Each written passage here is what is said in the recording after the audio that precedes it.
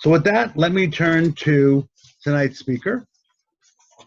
Tonight's topic is The Voice for the Wild by Dr. Liu Ying Ying. You've read her introduction, so I won't bore you with repeating that. I did ask her for something memorable about her, and she said that she's an awful downhill skier, but she's a very good cross-country skier. And she then explained why that's the case, because when she first moved to Colorado, she had some rather skilled skiers as students who said skiing is easy. They took her to the top of the mountain, and they said, just jump on the skis and go. And she didn't go. She ended up walking down for almost 2 hours to get down the slope because skiing is only easy for people who know how to do it. So with that, let me turn this over to Ying Ying, who will tell us about A Voice for the Wild. Thank you. Thank you, Mike. Hello, everybody. It is wonderful to be here. And thank you, Mike, for that introduction, especially about my amazing downhill ski skills. Wendy, can we have that slides up? Yes, please. Thank you very much. It is a great honor to be here today and to talk about, share a little bit about my journey of founding LumiVoce, and then especially about our projects and how we are inspiring young people to voice for the wild. So let me get to the next slides. So to start anywhere, I want to share with you how important music is in my life. I grew up during China's Cultural Revolution, and this is a picture of my father and I. The whole family were exiled to the countryside for hard labor. He was one of the most famous Chinese composers, so I grew up with music. And of course, this is me actually learning how to play piano. And my piano was perched upon a brick bed. In Northeast China, we call it kang. And it was a very difficult time, but we had music, and music really was the light in the darkness that gave us hope. I've always loved animals, and this is my dog, Tiger, and my mom. As you can see from the black and white pictures, it was a very difficult time, but again, music gave us hope. I've experienced the power of music firsthand. So later on, I went on to study at Eastman School of Music, and I got my doctorate there. I started performing both as a pianist and also as a soprano. And this is me performing in Hong Kong with a friend at the La French May a few years ago. But more than anything, as I traveled, wildlife really inspired me. This is George. It's a she, by the way. They didn't know her sex before they gave her the name. So she loved to eat croissant. This was in Seychelles, and she's always prompt for breakfast. But more memorable was my husband and I went to Mexico, and we went with National Geographic researchers. They especially research whales. So we went on this small boat, and we got to hear the songs of the whales. I have to tell you, it really is so memorable. There's no way that I can forget that soulful song of the whales. But more than anything, what touched me is these two working elephant sisters in Thailand. When we volunteered there, we met these two amazing sisters. Both were rescued. Both were rescued from hard labor in the logging industry. One of them, her joints were locked up, and she was given a lot of heavy drugs in order for her to continue to work because of swollen, joints. Then when they were both rescued, she could not bend her legs anymore. So she could not rest lying down. Her working sister decided to stay by her side 24/7 so that they could lean on one another. so that they can rest together. I mean, such compassion really touched my heart. And I realized that we're not so different from them. So with all of these amazing wildlife experiences, I started learning more. And I want to spend just a few minutes to share with you what I've learned in this process. What I've learned is that we need to urgently do something. Why? Because 77% of all wilderness has been destroyed since we're on Earth, and 10% of that since 1990. That's accelerated destruction. And what I've also learned that if we continue to live the way we live, in the lifestyle we live, which is very destructive, we won't have a planet for our future generations anymore. And more is more pressing that 1 million species facing extinction in the next 10 years. And since I'm such an animal lover, I mean, it's just heartbreaking to see all of these critically endangered species going on the brink of extinction. What I've also learned that is we've lost 97% elephants in the last 100 years and 60% of global wildlife in the last 45 years. 75% of the world corals are at risk. Why is that important? It's because it supports 25% of marine life. And high mountains, we depend on high mountains for 60 to 80% of the planet's water, fresh water. And for rainforest, in 2019, in the Amazon alone, we've lost 4.6 million acres of rainforest. What does that mean? It means every hour, the size of 300 football fields is destroyed. It's really, really heartbreaking.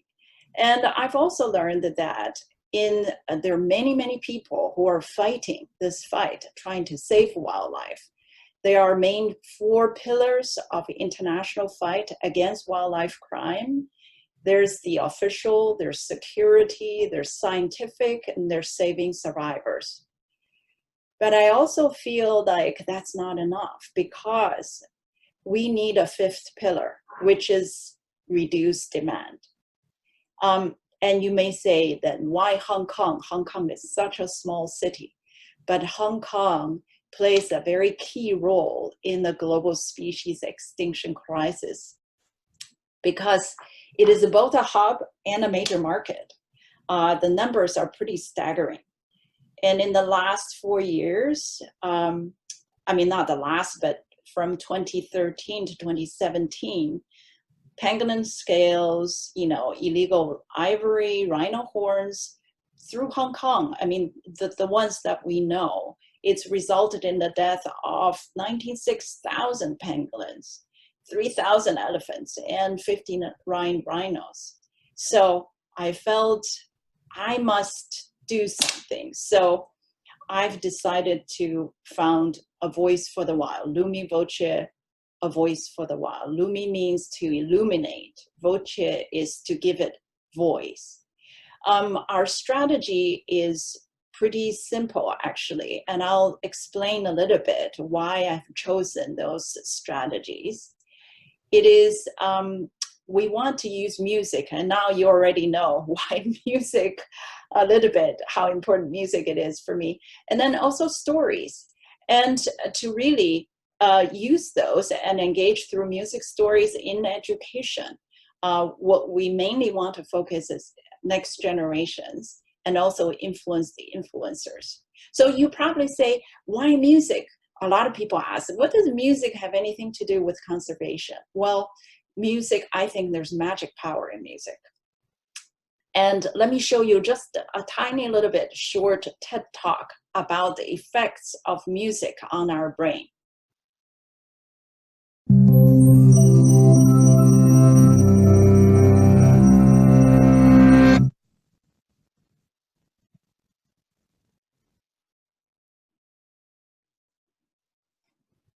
Did you know that every time musicians pick up their instruments, there are fireworks going off all over their brain? On the outside, they may look calm and focused, reading the music and making the precise and practiced movements required. But inside their brains, there's a party going on. How do we know this? Well, in the last few decades, neuroscientists have made enormous breakthroughs in understanding how our brains work by monitoring them in real time with instruments like fMRI and PET scanners. When people are hooked up to these machines, tasks such as reading or doing math problems each have corresponding areas of the brain where activity can be observed. But when researchers got the participants to listen to music, they saw fireworks. Multiple areas of their brains were lighting up at once as they processed the sound, took it apart to understand elements like melody and rhythm, and then put it all back together into unified musical experience. And our brains do all this work in the split second between when we first hear the music and when our foot starts to tap along. But when scientists turn from observing the brains of music listeners to those of musicians, the little backyard fireworks became a jubilee. It turns out that while listening to music engages the brain in some pretty interesting activities, playing music is the brain's equivalent of a full-body workout. Okay, so music has amazing effects on our brain. And that's what I wanted, because we want to connect with people and connect not only with mind, but also with their heart. Not only that, I think music really can inspire people. And music can make conservation kind of popular, fun, and also engaging. That's why I chose music as part of our, very important focus areas. So we have been making music and mainly focusing on critical ecosystems. So first one on African plains, second one on Amazon rainforest, third one with coral reefs. And all of these are available on global digital platforms. But what more, we have also made those music into music videos. The way we make the music, I think, is worth noting is that we take a piece of classical melody, I sing the melody, but we also pair it with a particular area. For instance, I want to show you the second one, which we feature the Amazon rainforest. We take Foray's Sicilian as a basic melody. Then we paired it, my producer had rearranged it to include South American instruments and rhythms. And also we mix with the wildlife sound from the Amazon rainforest, and to demonstrate that we all live in harmony together. So let me show you this.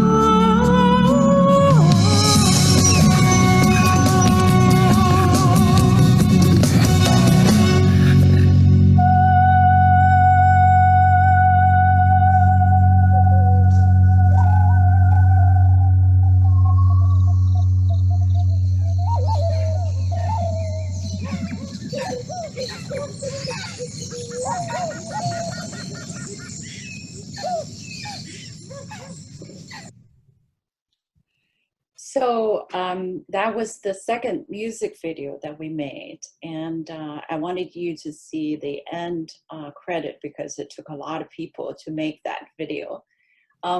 So the next focus area for us is wildlife stories. I'm sure every one of us remember a story from childhood. It's a very important that stories for all of us. And here's a bit of neuroscience of storytelling. As you can see, the brain on data only lights up 2 regions in the brain, but the brain on stories, 7 regions light up. So the power of story really engages, and it makes it more memorable, and it engages emotions and develop empathy. Also, emotions drive most decisions and inspire actions. That's why we have been creating wildlife stories. Again, we focus on particular ecosystems. One is orangutan with rainforest, elephant, talk about human-wildlife conflict, and baby lucky rhino, talk about poaching crisis. And we usually choose a partner who works in the field, so the story is very real, and we then have writers and illustrators work on them. So you probably will ask about this point, so what? You do music and you do stories. What else are you going to do?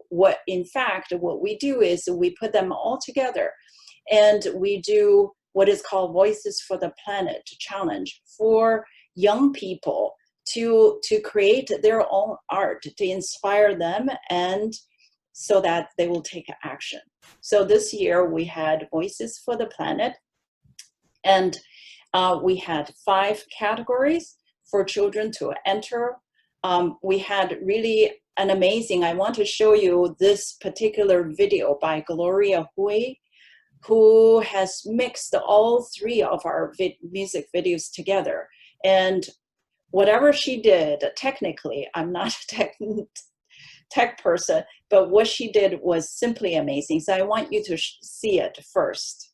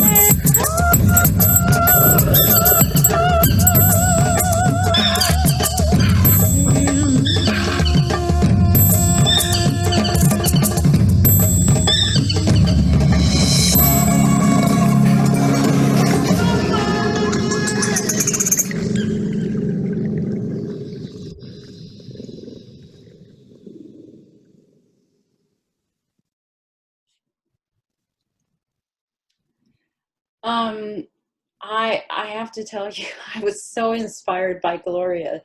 I mean, what she did is focusing on animals' eyes, and also she did something technically with the music and she inverted, she did all kinds of stuff, which is just fabulous. And she had the voice almost broken up, you know, in sections. But more importantly, this is what she said after she had done this video. I just want to read a couple small paragraphs and to let you know. She said, "I've always been an animal lover, but I actually knew little about loving, seeing, hearing, and emphasizing with the animals that existed beyond my everyday life.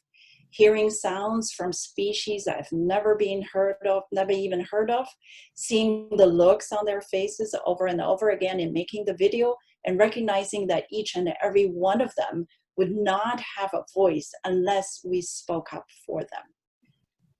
Bravo, really well said. And she said she will work on her own, you know, actions in the future. Just fantastic. Another example is this is illustrations by you know, Sunny, a third grade from primary school. 20 illustrations based on our elephant story. If you just look at the amazing artwork, it's just the details and the expressions of joy, and also when the elephant got caught. I mean, it's so amazing. Again, this is what Sunny said after she had done the exercise. "By joining this challenge, I had been given a great opportunity to know more about the touching story and knowledges of different kinds of animals. This challenge stirs up my interest in exploring more and more amazing animal story and their lifestyle. It even influences my family as they like watching the animal documentary recommended by me. I'm so glad to see the change happen in my family." So not only this inspires this child, but also influences his or her family. And another example is by Nicholas. Nicholas wrote, based on our illustrations, that wrote 21 pages of the story about baby Lucky. When the judges were judging and reading through the stories, we all shed a few tears. Really amazing. For instance, this one, when baby Lucky found out that her mother had been shot, this is what Nicholas wrote. "Lucky tried to bring his mom back by comforting her, but it was no use. So Lucky waited in the sun, but no luck. Now Lucky was unlucky." We were all very touched with his writing. And this is what Nicholas said. "Writing the story about Lucky based on the illustrations was really sad for me. Seeing that someone's mom can die from poaching, I realized that poaching is really serious and it can affect a lot of different animals and their families." Again, just children, you know, really engaged in their emotions and their compassion. And we had 63 posters, these amazing, all by primary school students. These posters, not only they're beautiful artwork, they're also amazing call to action, as well as having very rich conservation informations on them. It has all the wonderful elements, and all done by primary school students. This time we actually had done, you know, all the way from primary school to middle school, all the way to college students. We had over 100 wildlife artwork, including video, illustration, stories, and original stories, all about wildlife. So we are very, very inspired by this. So during this whole process, really, we were working with different organizations. What we really want is to forge a a more diverse and also inclusive community through mixing, schools that are local and international schools together. So, Education Bureau, Chatters, and Teach for Hong Kong all look after students from Hong Kong local schools and then also international schools. We really want to create that opportunity for these children to mix together. And in visiting schools, really it's just very inspiring how children are very open. For instance, when I visited Lam Wu, this local school, and Yuki, one of the participants, says, when I learned the problems our Earth and the wildlife facing, I was shocked, and I hope that my peers and I can take action to save our world. As I hope I can see you again because you're so friendly, and I want to hear you sing and talk to you. Yes, definitely. Like this one. I want to tell Dr. Liu that even though I am aware we have a really big environmental problem for all of my life, it was Dr. Liu who gave me the experience that opened my eyes and let me see the world in a bigger picture. I would like to work for Dr. Liu's company when I grow up. I love this one. So now for us is after we have, the vision, we have tested the different programs, we now really would like to scale up next year. We would like to, make the Voices for the Planet into a wildlife art festival. And of course, our target audience is local and international schools. So you may say, well, how are you going to make that impact? So our idea is that we start with children's wildlife artwork, and they will affect their peers, their family, their friends, their communities. Because the power of the art really connects people in profound ways, and artists usually always influence and educate those around them. And, students can do exhibits, presentations at schools, and it will affect their family, and their family will be very proud to share their artwork online and offline. And how do the numbers work? If, let's say, we have 100 participants from a school, and that would turn, if they just, impact 2 peers, 2 family members, and 5 friends, and 5 community members, and that's going to be 10,000 members. And if we have 10 schools participating in this, we already be able to impact 100,000 people in a very personal, deeply personal way to connect. So we're really hoping that we get to, scale up, do the work next year. That's basically my talk, introducing where we have been and what we have been doing and how we intend to make impact through music, wildlife stories, and education to engage the next generation on behalf of wildlife and conservation. And I thank you very much. I'm happy to answer any questions that you may have. Back to you, Wendy, in terms of control of the panel, or Mike. Wendy controls the background and I do the verbal. So thank you very much, Dr. Liu.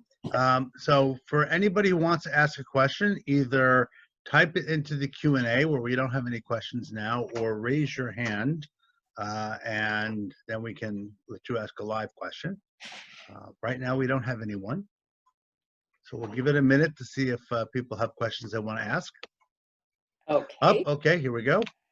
Okay, first question, do you find it more difficult to inspire people, specifically in Hong Kong, to stop using products involved in the illegal wildlife trade, as it is ingrained in the culture, especially of TCM? Yes, it is hard. I think we are, we're really fighting, as you said, we're fighting the traditions, and we're fighting cultural traditions. As you can see, a lot of people would say, well, what's wrong with that? You know, we've been using pangolin scales or for thousands of years. Well, thousands of years, there's not as many humans on the planet as we do now, which we have 7.8 billion. So, but I think there is hope, because every time when I go into school to do a talk, or when we actually do this, to have children to do their own homework, to do their own, you know, posters or write a story about pangolin, I think that's when they really learn the impact of our actions on wildlife. So it's really a wonderful way of getting people to know the issue, know the scale of our impact, and especially know the scale of our impact, our everyday choices. Because, you know, every single one of these, whether if it is, you know, orangutan with the rainforest, because our buying habits, you know, the products of unsustainable palm oil have the effect on the rainforest. And so if we link this all together and educate the next generation, we start from there, they will then influence their peers, their family, and their community. I think we really do have hope. So very good question. Okay. Second question is, any thoughts around influencing residents in the countries where wildlife and their ecosystems are under threat? Yes, the reason that we work with, you know, NGOs that are working in the field is exactly that. You know, we work, for instance, with African parks that do a lot of conservation in Africa, and there is a lot of work needs to be done. We're hoping that, you know, like we work with TNC that does a lot of work in trying to preserve the rainforest in Borneo, around Borneo. So our hope is that this kind of engaging through the next generation to influence the family, the community, this kind of work can be taken to all of these areas globally. But of course, that would be the next step. So first, you know, we do it here, then we hope to bring them to all different areas, so that through the network of children, parents, communities, we can really, really bring this to their everyday life and to preserve. I mean, it's such an incredible gift that they have, the wildlife that they have. I mean, an animal that is, you know, life is worth a whole lot more. But the issue is very complex, because a lot of people who live in those areas, and there are especially people who are underprivileged, who only, you know, trying to make a living or trying to survive. So we have to address those issues as well. So it's a very complex issue to address, and there's a lot of NGOs that are doing that. Thank you. And next question is, which art form, music, video, books, etc., have you found to be more effective in raising awareness?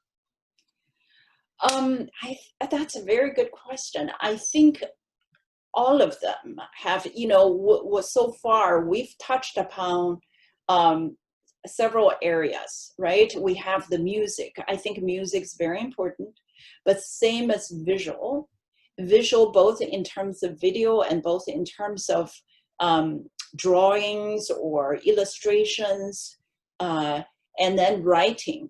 All of these. I think it depends on the child, it depends on the person, how they are affected. But I think if we use a combination of all the artwork and photography as well. So I'm thinking about maybe adding photography next year. So I think we should use all of the art forms as a means of really raising awareness and getting, you know, that emotional connection, so that not just understanding, but connected in their heart, so that they would care, because humans we only protect what we love. Just knowing sometimes is not enough. So art is the best vehicle to connect with people. But sort of building on one of the charts you showed, where a logical argument only lit up 2 areas of the brain, and a more emotional argument lit up many others. Have you compared music and videos and stories to see which, either individually or collectively, has the most impact across the different parts of the brain? Well, that would be a big scientific project, which I'm not sure I am qualified to do. But it would certainly be a fantastic project for someone to do, to compare and the charts, because I think it would be very interesting findings. Neuroscience is still new to all of us, so it's developing. But there's certainly now a lot of researchers are coming out, starting. We're starting to understand how the brain and the heart really works together. So, Well, sort of as a follow-on to that, someone asked, what do you want from business to help spread your message? oh, very good question. Yes. Well, follow us on social media. Check out our website. Help to push out the words to the community. Help to let people know that they can join this next year. If you have connections with schools, show them or contact me. We have these packages actually ready to go for any school to go on their own time slot. We can do that. Not just the art festival or the challenge at a particular time. The main event is usually around Earth Day, which is April 22nd, to Biodiversity Day, which is May 22nd. But around that, all throughout the year, any school wants to join one of the areas, either it's writing or doing music video or illustration. We are very flexible. Our main thing is it's wanting people to join. So if you have a connection of a learning center or a school, connect with us, and we would love to just share the materials with you. Great. So not really a question. The last is more of a comment. Roger Harris would like to commend you to the work of Ben Mirren of Cornell University, who he worked with in Borneo. He's a beatboxer. I'm not sure I know what that is. Maybe you do. Which he mixes with wildlife sound. Very attractive to teenagers. So, wonderful. Well, I guess the way that you're inspired. Love to check it out. Love to check out any new things. Well, there's a YouTube link in the Q&A. You can check on Dr. Liu afterwards. So we don't have any other questions unless someone wants to add one. So I want to thank you very much, Dr. Liu, for a provocative and thoughtful presentation.